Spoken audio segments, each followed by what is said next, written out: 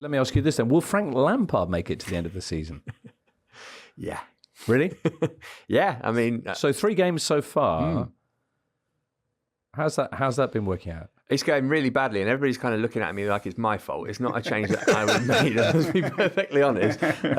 You know, they should have kept Graham Potter in situ until the end of the season. I think that's pretty clear. The best performance that Chelsea had under him was in Champions League knockout tie at Stamford Bridge, and they got one of those coming up this week. You want to do the Chelsea autopsy before I lay some love on Brighton? No, lay some light, because I mean, this was the first time you'd seen Brighton live. It's the first time I've seen this iteration of Brighton, so De Zerbi's Brighton live, and my goodness me, I mean, Benji says about Dom Solanke putting a Harry Kane-like performance in. Before he went off, Evan Ferguson, absolutely unbelievable. What a player. He can do everything. He really can, and he kept coming deep to start things off. He's a really good focal point with Mitoma and Solly March either side of him. He looks a threat every time he gets a chance. He was absolutely brilliant. And, you know, he goes off, Veltman goes off, 2 players go off injured in the first half. They move Gross to right back, who's not a right back as far as I'm aware, and have absolutely no problem in changing things during the game. And the contrast of that to Chelsea switching back to a back 4 after defending better with a 3 against Madrid than they did with the 4 against Wolves the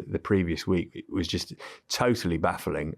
It was a real contrast in the way the game was managed by the 2 men on the touchline, albeit, you know, the Chelsea players must bear responsibility for the fact that they were absolutely dreadful in the game. And there's a philosophical contrast between the 2 clubs in a big way at the moment. You know, it feels like Brighton is sort of like Michelin-starred football club that sort of forages for like amazing ingredients from around the world and then sort of mixes them in with a bit of sort of local hearty Solly Marsh and Lewis Dunk, and it works and it's fantastic. And Chelsea are sort of Salt Bay. You know, sort of expensively assembled nonsense that no one's really enjoying. And it felt like it was justice, especially after what Brighton had to go through last week, that Brighton was so clearly the better team, the better squad, and the better football club at the end of this game. Well, Brighton always, to extend the metaphor, always leave a couple of tables open for walk-ins, right? So Sissoko can come off the bench and do things. Right. Whereas Chelsea, you book it 6 months in advance and then wonder if you got value for money at the end of the meal. Very, very nice. 68 possession for the Seagulls in this game, which I remind you was at Stamford Bridge. Hugely satisfying for them, particularly against Chelsea, the club that nicked all supposedly their best brains not so long ago. Well, you mentioned a couple of the players. Mitoma, I think, particularly got you excited. And Julio Enciso, he's another one coming out of nowhere. Where did he come from?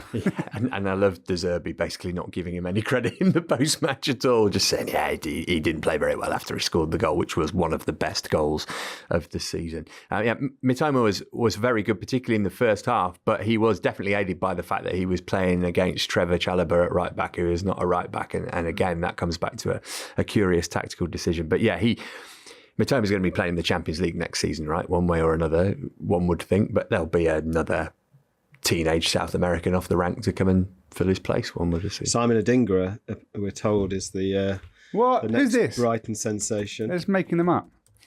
They spawned them. He's on loan at the moment.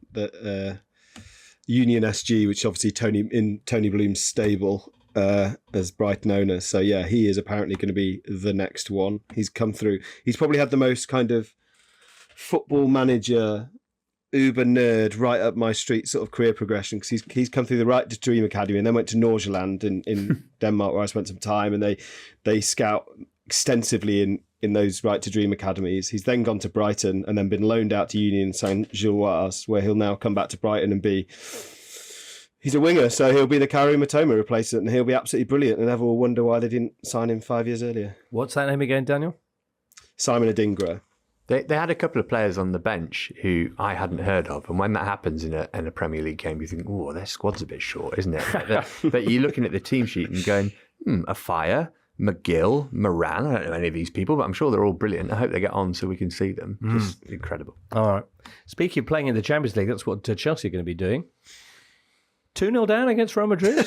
Yeah. I mean, special things can happen at Stamford We Bridge. did this It's a before. special ground.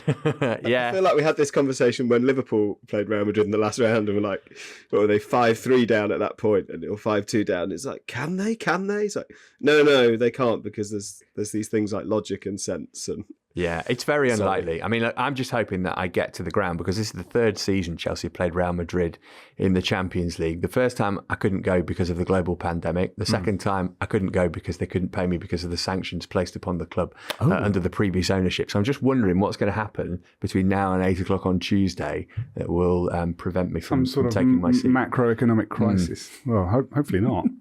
The Totally Football Show podcast is available 3 times a week, bringing you all the football news you could reasonably be expected to care about. We've got views, we've got stats, we've got analysis, we've got some of the best football writers around, and the whole thing is absolutely free. So have a listen on Spotify or Apple Podcasts or all the usual places by clicking on the link below.